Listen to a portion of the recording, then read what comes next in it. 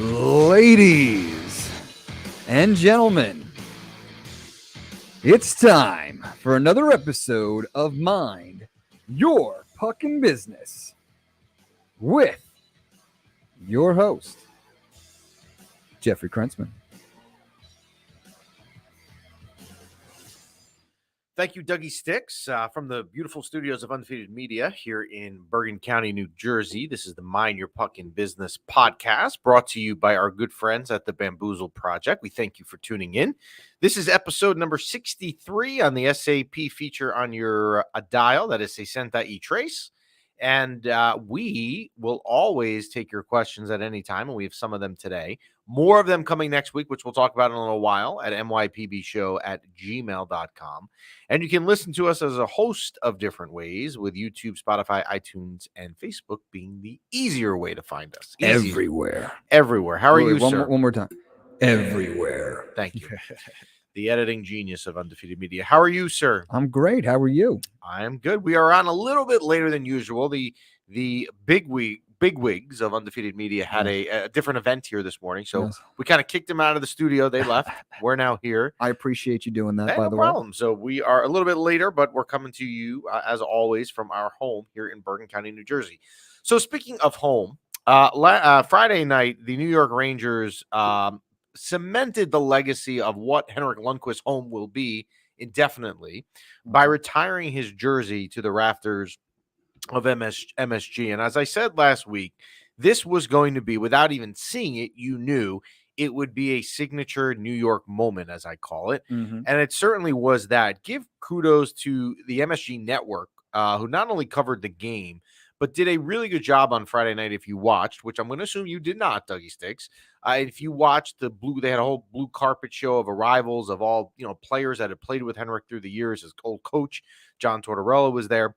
So give MSG credit. Now, that night as a whole, when you're watching it and you watched some of the video tributes that the Rangers put together, I have to say, I found it at times a little bit upsetting. It kind of sometimes you start to realize, they say this in life, right? You don't really realize how good something is until it's gone. And I think you see that as you go through the stages of your life. But with Henrik Lundqvist being a Ranger fan now, 15 years of having him, now that you see him not as a Ranger and you look back at it and you know he's not there anymore, it's a little bit hard to take. It's a little bit sad. Yeah. But a really nice celebration. They had obviously the retired jerseys, retired members such as Messier and Graves and Leach there as well on hand, and they presented him with a bunch of gifts. Just, Henrik Lundqvist is the ultimate class individual. Even there may be somebody here in the studios today who maybe posted something negatively about Henrik Lundqvist I wasn't thrilled about on Friday. But even that, for that person to get upset with Henrik Lundqvist or even say anything negative, he's just he's just such a likable guy in every aspect and dresses well, like you. Thank you. So I also believe he was on Eli's and Peyton's Monday Night Football. He did. Well, he ran. So leading up to the event on Friday night, he did a whole media circuit, including Jimmy. He was on Jimmy Fallon. Not Jimmy Fallon. Jimmy Fallon. Yeah, Tonight Show with Jimmy Fallon on Wednesday night. He was on Eli's show with Eli. The hangout session with Eli. Yeah, and I think Eli was trying to replicate his hair to be Henrik Lundqvist's hair, which didn't go as planned. So just a really good night. But he was out and about and he did the media circuit. The Rangers really do a good job promotional wise of building up events like this. They announced back in September on a Monday afternoon. I think we talked about this. On a Monday afternoon in September, out of nowhere, it was 12 o'clock on a Monday afternoon. The Rangers put out a tweet on January 28th versus the Minnesota Wild. Henrik Lundqvist jersey will be retired. Now, the first thing that happens is everybody types in StubHub as fast as they can and grabs whatever tickets they can get, right, before the market adjusts to the value. But MSG has really pumped it up, and it really lived up to it. It really was just a really good night. But I have to say it was a little bit sad. It then got sad during the game because the Rangers that night, who had a 2-0 lead, found a way to lose. And then they actually tied the game with the second left and had the goal disallowed. I'm not going to get into if it was the right call or not, because I think you can argue it either way. And we know that if you can argue if the Rangers got screwed by the officials and it's a 50-50 shot, we know which way I'm going to take. So I don't think we need to even go there. But so the Rangers last week, aside from Henrik Lundqvist, they did have 3 games. And one of them I'm going to talk a little bit more in detail with. Thursday night, they were out in Columbus, and this had all the makings of what would they call a trap game, right? You had a game Thursday night in Columbus, knowing you were flying home after the game for Henrik night and all the hoopla around that. It was a trap game. And they started out well. They had a 2-0 lead 5 minutes in, and then just didn't really continue to play and lost out in Columbus, which I think in hindsight isn't really the biggest surprise when you think about it, but it was a little bit frustrating. Then Friday night, like I said, they lost the Henrik Lundqvist game, which is also upsetting in the sense that you would like to see them win the game that you're retiring Henrik Lundqvist jersey, but not to be. Absolutely, because we don't always have fairy tale endings, Dougie Sticks, in what we want. That didn't happen. Yeah. So let me talk about Sunday. So Sunday, the Rangers had a 1 o'clock game, Sunday afternoon game against the Seattle Kraken, who, as we know, is a new franchise, 32nd team in the league. My son, when the schedule came out earlier in the year, said, "Daddy, I want to go to this game." Now, he picked it out for 2 reasons. One, the real reason is it's a 1 o'clock game. So being that I have an 8-year-old son, he could stay up, right? It's prime time. It's prime time for him. He doesn't have to leave the game early to go to bed like he does at the 7 o'clock games. So I had said to him, we'll see as it gets closer. Also, not going out, no one's going on with coronavirus and all that stuff. The other reason he wanted to go, I should mention, was because it would be cool to see Seattle, right? It was a newer team. Well, as luck would have it, his schedule came out for other activities that he does in other sports, and he had a game on Sunday at 12:55 at the same time, 5 minutes before the Ranger game. So it wasn't going to happen. It was not in the cards. And I told him, I said, "Look, I promised you I would get you to a game this year, right? It's just not going to be Sunday." Well, we had this weird weather instance, if you listened to us from the Northeast last week, where they basically said on Friday, or they basically said for Saturday, rather, we were really going to have anywhere between 3 and 26 inches of snow. No one knew what was going on. Like, no one had any clue at all. They knew something was coming. They knew something was coming. But they didn't know exactly what. You could have 3 inches or you could have 26. Was really that was actually the range that I saw, like the lower end of some broadcasts to the higher end of some broadcasts. So you pick who you want to believe, right? I mean, this is where they joke with weathermen, you can be wrong and you're fine. Yeah. And I tell you can be wrong and you're fine. So I don't want to get into it. I'm not about bashing people. It's not what I do. But the place, I'm not going to say where it was, where my son was supposed to play on the Sunday game. Decides on Friday at 12 o'clock, we're not opening the school on Sunday.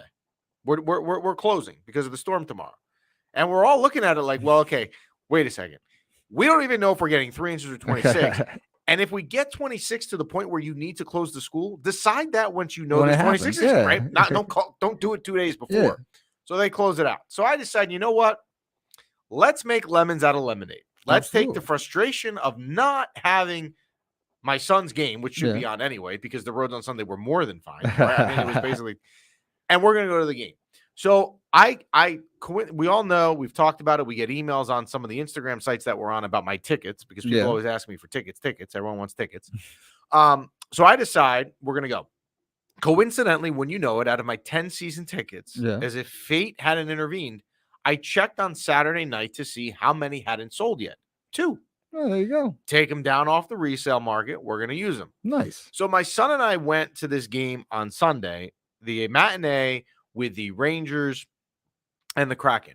Now, before I get into the game, I want to not try and get too emotional here. I used to go. I love Ranger games, right? And sometimes you don't realize, kind of what we said a minute ago with Lundqvist, you don't realize how good you have something until it's gone. I was kind of like on the fence about going, not Corona related. Like, I think I'm okay with that now, but I was like, I'm kind of on the fence. The second I walked in the arena, I was like a kid in a candy store. It was like my first time there because I hadn't been there in 3 years, to the point where I think I was driving Tyler nuts. I'm like, dude, Tyler, we got to go look at the restaurants, like around the whole concourse, because they had all new food choices because it's been 3 years. I mean, I was like legit pumped to be in the building, to the point where I contemplated tonight their home against Florida, which we'll talk about in a minute. I want to go again. I'm like, I got to find someone who wants to go to a game. I'll give you the ticket for free. Just come with me. Give me someone to go with. I want to go. So the game on Sunday. Yes. Volunteering. You want to go? You want to go with me tonight? Well, in that hockey jersey you own over there. So the game on Sunday, though, itself. Yes. Okay. We're gonna focus on the good and then we'll get to the bad. Before you continue, I didn't know this was the first game you've gone to in 3 years. In 3 years. I thought you went to Lundqvist's party, and I thought you went to all these other games. I have not been to a game. I figured it out. My wife and I took the kids. We all went to another matinee game in November of 2019 against the Florida Panthers. That was the last time I was in Madison Square Garden. Now, I've had tickets for all these freaking events for the Rangers, 10 every game, Knicks 8 a game, but I haven't been in the building. I have the tickets. I just don't go. So being there was great. However, their play on the ice, now, again, good and the bad. Yes. The good, which is going to outweigh the bad here, they won 3-2. So they win. This was the worst performance I've ever seen in person for me to return to. They were outshot by an expansion team, right? Yeah. Seattle's not good. Yeah. I'm not getting on Seattle. I'm not, trying to throw gas on the fire here and upset whatever Kraken fans there are out there, which, by the way, there were some in our section. But the Rangers were outshot 42-24. They basically couldn't get a shot on goal. Seattle came back and tied the game with a minute and a half left, to which my son, now you're going to like this because I know you like this. I told my son, we had street parking, and I said if they win the game, because we had street parking in front of Panda Express, I said, Tyler, if they win the game, we will go into Panda Express and we'll bring home dinner as a reward. So Seattle ties the game with like a minute 29 left, and my son is like livid to the point where I'm like, oh no, man, what did I do? Like I was trying to make this interesting. Thankfully, Keandre Miller, with about 30 seconds left, wins the game. Gerard Gallant, the coach of the Rangers, after the game, called their effort on Sunday afternoon awful. That was the word they used. I mean, it was terrible.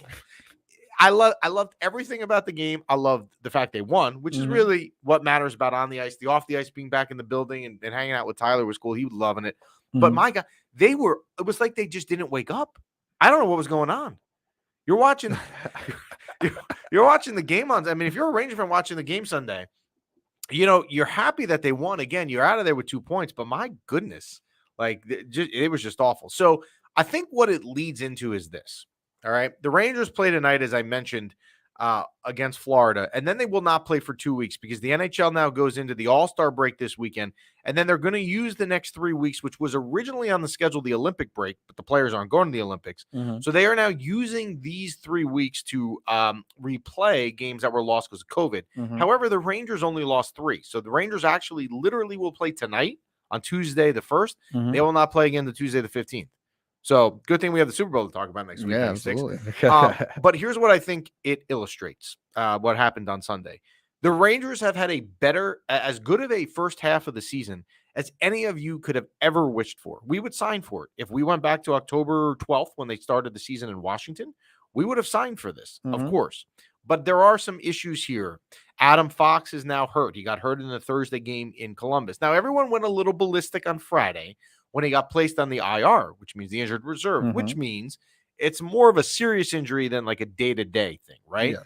But what people don't understand is, because the Rangers have 3 weeks off, it's not like he's going to, he's on the IR, but he's not on the IR with being in a position where he's not going to play. There's just not really games. So he will rest with an upper body injury. The NHL teams are so secretive with injuries. It's either you have an upper body injury or you have a lower body injury.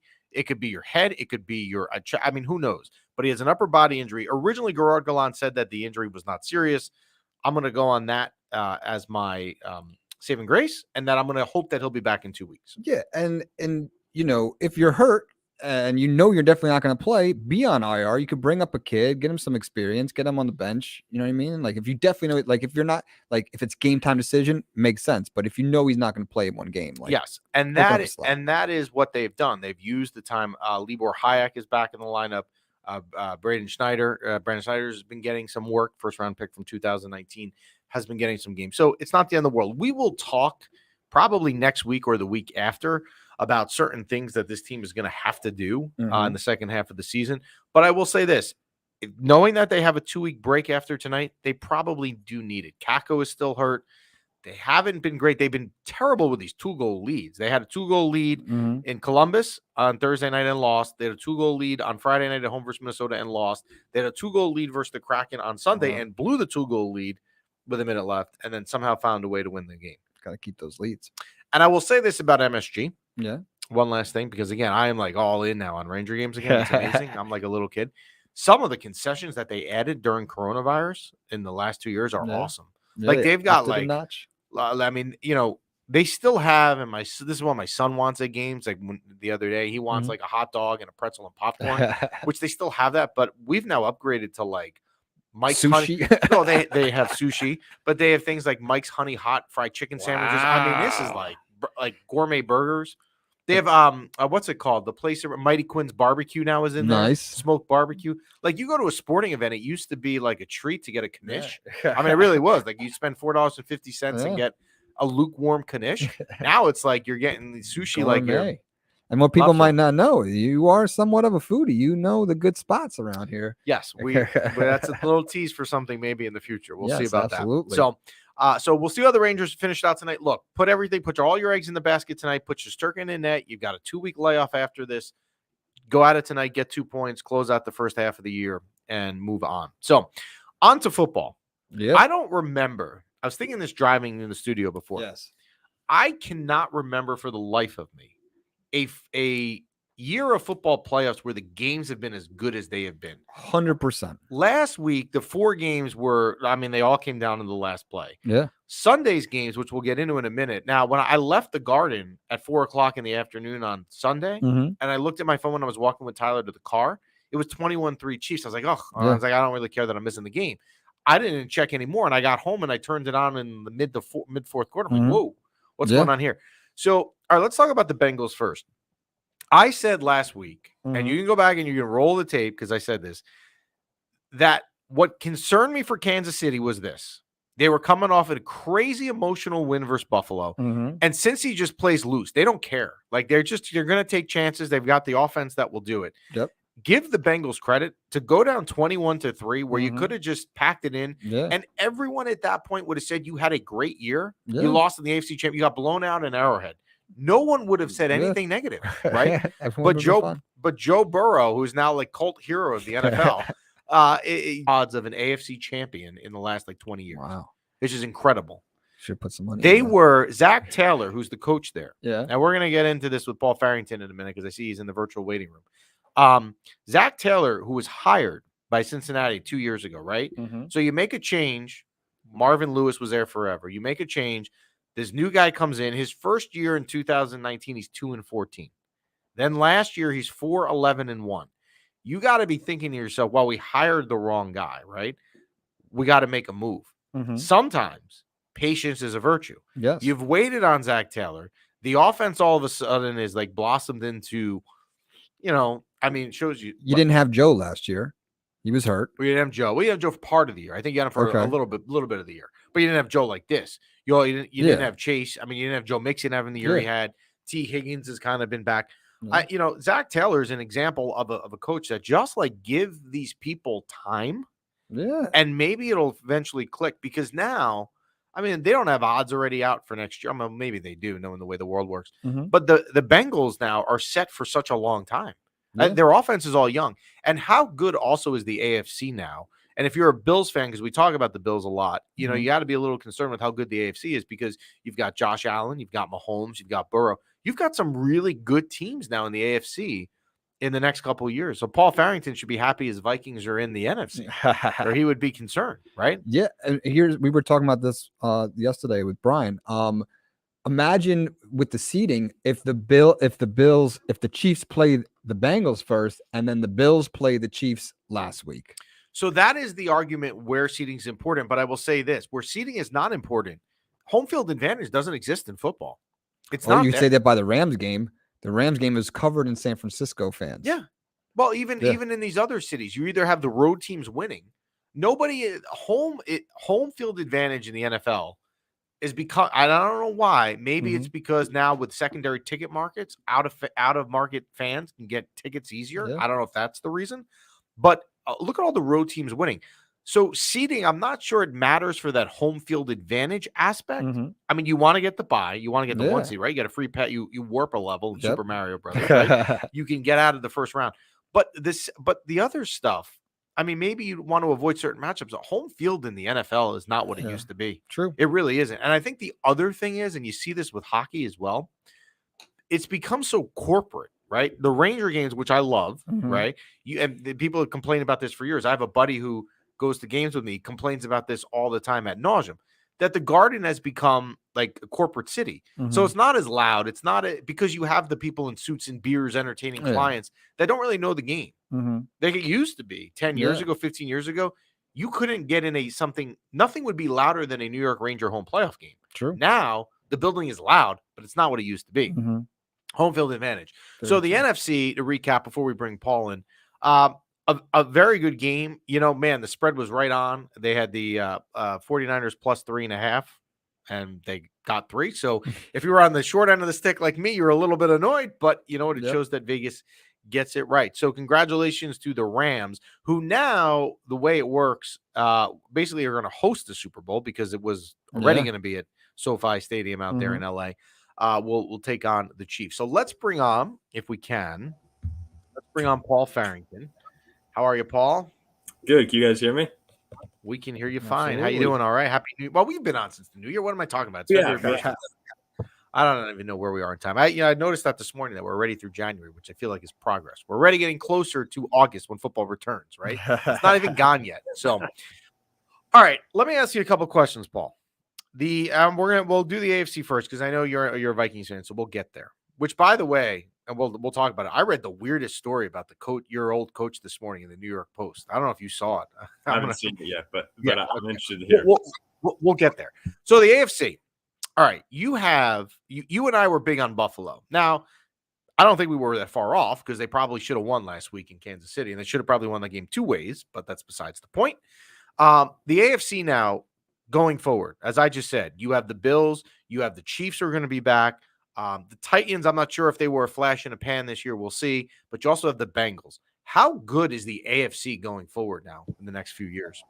Oh, it's incredible. And I'm gonna bring out this little microphone for today's show. It's not plugged in, but the visual will be great. We're forgetting too. Justin Herbert is there. Lamar Jackson is there. And I think that's the whole story around the Bengals right now. As you were saying a moment ago, they're playing loose. They're having fun. They don't really know what they're doing. At least that's what I believe. But you might not be back given the talent in the AFC. You rattled off all those quarterbacks. It's hard just to get to an AFC championship game. To get to the Super Bowl when you have to go through Mahomes, Allen, Jackson, Herbert. And some of those games, a lot of those games, if you're not the 1 or 2, are going to be on the road. The AFC is set up to be incredibly competitive, incredibly fun over the next 10 years. Yeah, you could fast forward right now to January of 2023, right? And the AFC divisional round with the final 4 teams. And you already know that any team in that final 4 next year can beat anyone on any given Sunday. And you know that the talent at the quarterback level is going to be exceptional. It's not good if you're a Buffalo fan or a Chargers fan or a Chiefs fan or any of these teams because you have it's going to be a real battle to get to the Super Bowl, to come out of the AFC. All right, with the game the other day, as I said before, to me, it's 21-3. I checked my phone leaving Madison Square Garden at the Ranger game. And my thought driving home, as my son is in the backseat, was, you know what, the Bengals, no one's going to get on them. They came this far, and then they come back. I agree with you, like you just said. They just play so loose. It's like they don't care. And it's so dangerous for an opponent. It's the one team I would not want to play. I know one Tennessee Titan fan in the world. I'm not going to mention who it is. I don't know if he listens, but I can't mention who he is for other reasons. And I said to him last week before they played the Bengals, I said, this is the one matchup you don't want, right? And he said, I don't know. We'll be all right. I said, no, I don't think you want to play the Bengals. They're super loose here. They don't care. And they came in and did what they did. So in the AFC, were you surprised since he won? I mean, they were getting 7. It's a lot of points. Guys, I wasn't surprised. I was stunned. I said there's a handful of moments in sports in my viewing time where my jaw has been on the floor. It's LeBron's block, the Michigan block punt. When that field goal went in, even though it was 30 yards, 27 yards, I just looked at the TV shaking my head. This is the Bengals. I'm a little bit of a petty Vikings fan, so I actually got annoyed. I was like, the Bengals are in the Super Bowl? Right. How did the Bengals, who, by the way, to anger Dougie Sticks for a minute, the Bengals on Halloween this year lost to the New York Jets. The New York Jets beat the Cincinnati Bengals. So got that going for them. There, I lost all my money this weekend. I bet on the Chiefs. I thought it was an easy bet. I bet on the Rams, but they didn't cover the spread. Whatever. I had money on the Chiefs, but by the end of that game, I was rooting for the Bengals. I was like, all right, come back. Like, I don't care if I lose my money. Like, I was like, all right, they're actually gonna do this. Like, it was crazy. They're an easy team for me as just a outside football fan to root for the Bengals. I don't know why. Yeah. Now, I don't know who I'm going to go with in the Super Bowl. I haven't decided yet, and this is going to be a question for Paul coming up. But yeah, they're an easy team to root for. Especially what happened the week before with the Bills and the Chiefs. Like, I wanted the Chiefs to get, especially when they went in overtime and they won the coin flip. Like, here we go again. Right. and I give them credit on the interception. So, all right, we shift gears. The Rams come out of the NFC, as we talked about, a good win in San Francisco. Both those teams knew each other really well. They already played twice this year. They played a couple weeks ago. So I had a feeling that game would be close. The spread kind of was indicative of that. That's exactly what we got, kind of a last drive kind of thing. So it sets up the Super Bowl with the Bengals getting 4.5 against the Rams. Now, first off, when you were on the show 3 weeks ago, Paul, we all did bracket predictions here. It just shows you never know. All of us were so far off. So, I think I had the Rams. Oh, you had the Rams? Okay. All right, so you had but one. To be fair, I did say the Rams because I couldn't take the Packers. I'll be fair in that regard. But you know what though? That works. It's a valid reason. I don't care why you got the answer right. You got the answer right. You still get credit. That was all right. So God's rewarding me for being a loyal Viking fan. There you go. Right. That you got rid of the Aaron Rodgers, which we know you were happy about. All right. So Super Bowl. We have the Bengals 4.5 points against the Rams. My early thought here, and I'm struggling on the line, what I want to take here, because I have the Bengals at plus 4.5 on DraftKings. To the game is close, right? I don't want Cincinnati is 7-0 in the last 7 weeks against the spread. So if you told me today what I had to pick, I'm probably doing that. I'm probably taking the Bengals plus 4.5. I can see a situation where either team wins. To me, it's close. I don't know who's better. All I know is I feel like both these teams are even. What is the Paul Farrington Super Bowl pick? Right now, it's going to take a little time to get the perfect pick. But right now, it's hard not to pick the Rams. They seem to have everything going for them. I think they're a better team than the Bengals. Definitely the better defense than Cincinnati. And they're going to be at home. And while again, the fandom in Los Angeles isn't great right now, and the Super Bowl is this whole corporate event, being in your own stadium, whether it's middle school basketball, high school basketball, I do think that is a huge advantage. You know where all the lights are. You're just familiar with the place. And on top of that, you don't have to travel. You don't have to travel cross country. Now, look, that's not I don't think that'll be a huge impact on the game. But just from a talent standpoint, I like the Rams. It's just I've liked every team more than the Bengals. So it's hard to pick against them right now, but I'm going to do it again. I think the Rams are a better team. So I would agree with everything you said, and the home field, and not, you always see the planes the Tuesday before Super Bowl landing at the airport, and all that stuff, but now, the Rams are home. Here's the problem though, that I have with that. You're playing a team that just doesn't care, right? It's the Bengals. All of that works and is a valid reason if you're playing like a team that's just, they're structured and all that. Mm-hmm. The Bengals just don't care they have a 3.5-hour flight to LAX from Cincinnati. They don't care. Like, they're just so loosey-goosey and loose cannon that I don't know. So my opinion is that I do think that the Rams will win the game, because I do think if we look at it on paper, as you kind of just alluded to, Paul, I think they're the better team. Not by much, but they're the better team. But 4.5 points with a team that's been 7-0 against the spread in the last 7 weeks in a game I think is close. I'm probably taking Cincy with the points, but I would expect it to be a good game. Let's talk about some other stuff. Sad news today in the NFL. If you want to use sad, and I could say that facetiously, or I could say that sarcastically, or I could say that honestly, depending on what fan you are. Tom Brady this morning officially announces his retirement from the NFL. Now, it was leaked or rumored over the weekend. And when Adam Schefter reports something, you just assume it's true, right? It's like, well, if Adam Schefter says it, if Adam Schefter says the mega billion number is going to be this, I'm going to buy a mega billion. I guess that's Adam Schefter. Brady came out yesterday and said, I haven't really made up my mind yet. And then had an Instagram post about 2 hours before we went on the air here saying that it was true. Now, what was weird about it was that he didn't know. I don't know if you saw his post today. He didn't mention anything about the Patriots, which now everyone's going nuts about on social media this morning. Tom Brady retires as arguably, the best quarterback in the NFL. I hate the guy. I went to school in Boston when he was flourishing. I'm a Jet fan to an extent. I'm not a fan of him. But similar to Henrik Lundqvist, I feel like you got to have respect for him. Is Tom Brady the best quarterback of all time in your eyes? Yeah, I think he is.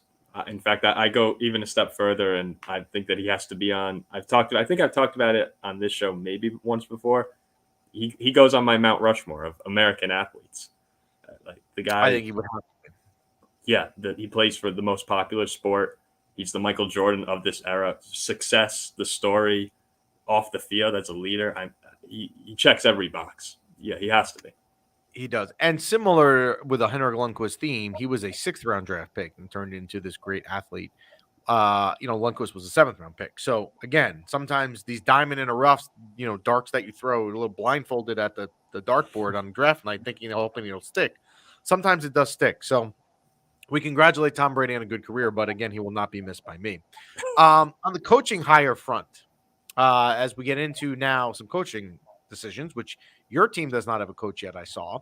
Brian Daboll goes to the Giants. Mm-hmm.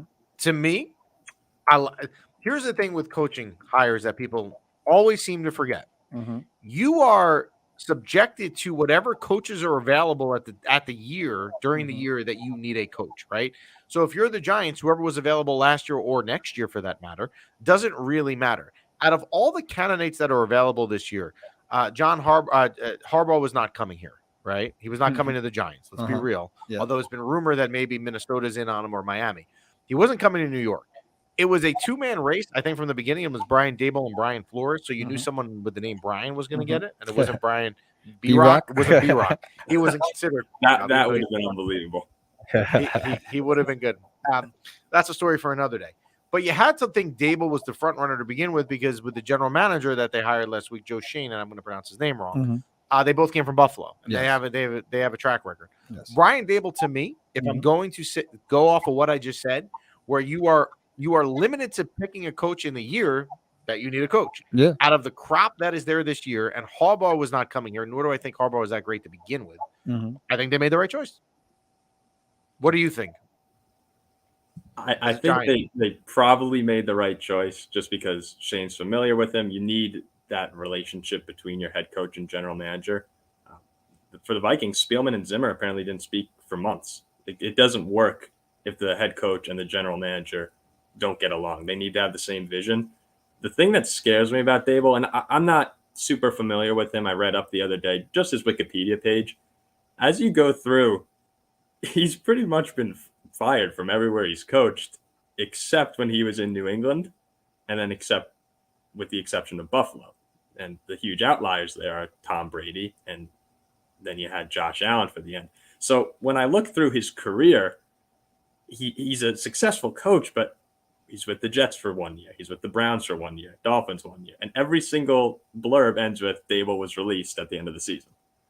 So that does concern me a little bit. I need to look more into his philosophies and how he coaches to really give a fair assessment. But I think from a general standpoint, you do want to have Shane and Daboll on the same page. And I think that Shane feels like he can do well with him. Yeah, and again, I think a lot of this just comes down to who's available at the time. Now, you could have maybe made a run at Sean Payton as he became available last week, and he has some ties to the Giants from back in the day, but he made it pretty clear he didn't want to coach this season. And if I'm Sean Payton and I'm leaving New Orleans, it's not really a better situation in East Rutherford either. No, so it's not really a forward move. Now, for him, and I mean, we all know this, that Mike McCarthy his job is on the line next year in Dallas, because Sean Payton and Jerry Jones have a love affair with each other. And that would be a situation if I'm Sean Payton a year from now and I walk into an offense with Dak Prescott and the ultra inconsistent Ezekiel Elliott and CeeDee Lamb and all these guys and a better defense now with Parsons. That would be a situation that would be an improvement from what he had in New Orleans. Coming here was not that. Were you surprised? I was a little surprised, but I guess not shocked that Josh McDaniels got the job in Vegas yesterday. I wasn't surprised that he got the job. I was surprised that he accepted it, because for all this time, we've been waiting for him to eventually become the Patriot coach. There was the whole fiasco in Indianapolis where he took the job and then left. So, in my opinion, it was, all right, he's just going to wait out Belichick. And Vegas, I don't know if it's a great situation not that good of a right now. Yeah, you have Herbert, you have Mahomes, the rest of that AFC, and Derek Carr might be out the door. So I'm not a huge fan of this situation. Yeah, it's actually bring up a really good point that if you think about that, we were waiting for him to make a head coaching decision for years, really, ever since he spurned the Colts, and you knew he was going to be a head coach someday. I'm not sure this is the best one that's been out there. The Vegas situation is odd. The defense isn't great. Derek Carr, they're just not. They're not, really and they're him to go to. Right. And they are in, to your point, a very difficult division, knowing that you're going to have to compete with Mahomes and Herbert in the next few years. It's not a real good fit. So where are one of the vacancies remaining in the NFL coaching circuit is the Minnesota Vikings. Now, I'm going to tell you about a New York Post story I read at 6 o'clock this morning when I was playing around on my phone, which is weird. Apparently, Mike Zimmer, who is now out the door, did you know he has a model girlfriend from like Maxim? Yeah, it's on. Yeah. Okay. Yeah, I mean, so kudos to him. Kudos to Zimmer. Yeah. His girlfriend, I guess, came out yesterday and said that the GM, and this would make sense because you were just saying that there was a disconnect, had, I guess, been saying things behind his back, which was led to his dismissal. So she was not happy. And Dougie Sticks was trying to right there. He's going to pull up a picture of the two of them in a restaurant. This is the appropriate one. Yeah, this would be an appropriate picture, not the other ones that are on the screen right now in the studio. This is Mike Zimmer and his girlfriend. So who is going to take is Harbaugh a real option there? Look, 3 days ago, I would have said it's like 70% confident. Oh, there's the picture. About 70% confident in Jim Harbaugh being the next coach. And then all the reports came out that he would take the Miami job. So it seemed like a done deal. If you guys remember that, I think that was 2 nights ago.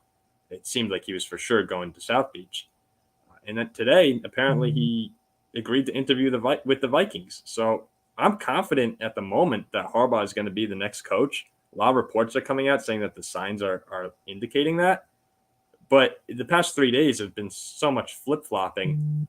I'm not really sure where they're going to go. I think they were talking about, I can't remember his name right now, but the offensive coordinator in LA under McVay is another candidate. Yes, he is. There you go. Yeah. But he did not. This is happening in real life? This is real life. And you know why she's a model? For those of you following on the video feed as you have the picture up. She is a model because she's eating a salad, and that picture you just had of them in the restaurant before. Yes. That's why she's a model, because she eats a salad. Gotcha.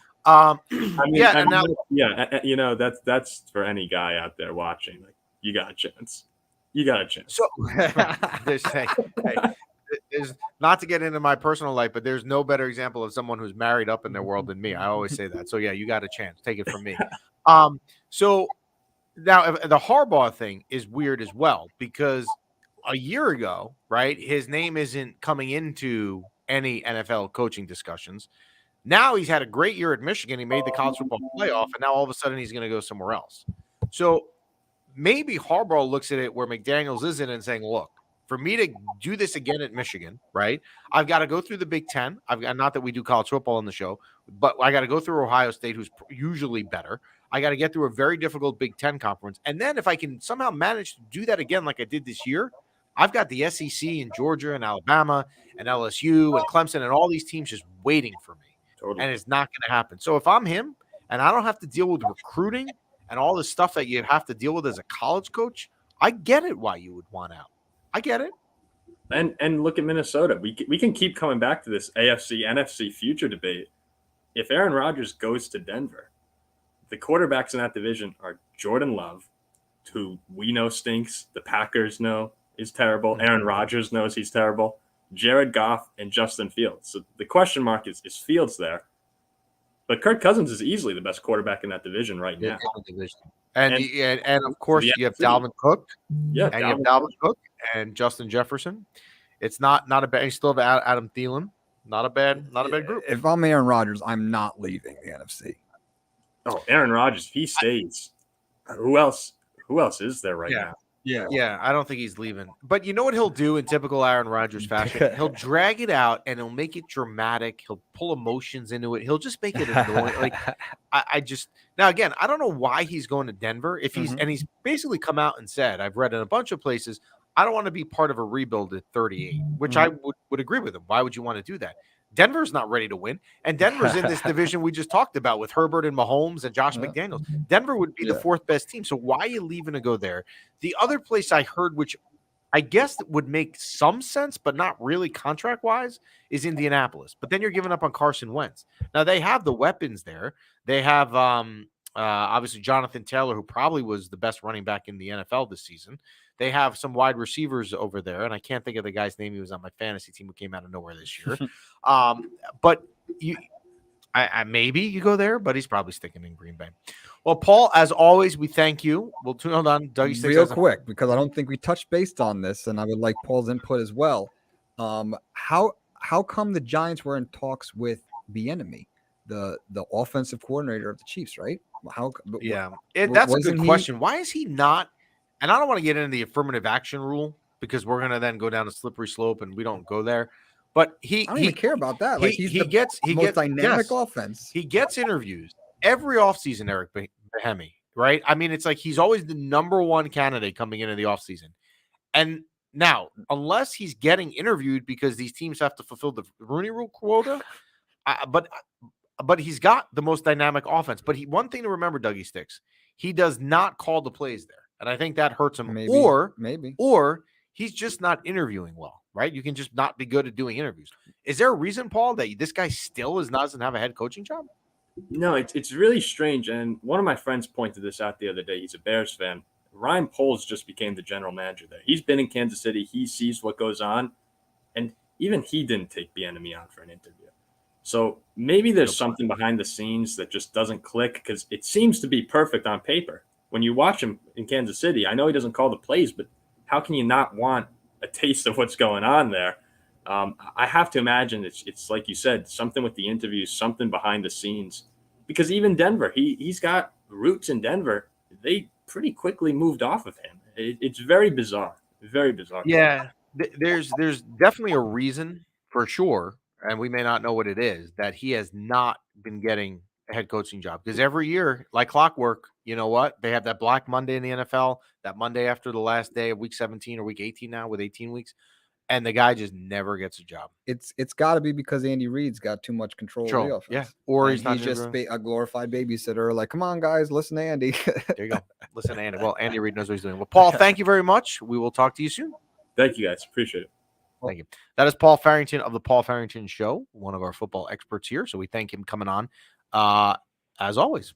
Absolutely. So next week, as I mentioned with the Rangers, they will go into kind of this 2-week hibernation after tonight. We will not have New York Ranger hockey. Don't be too upset over there, Dougie Sticks.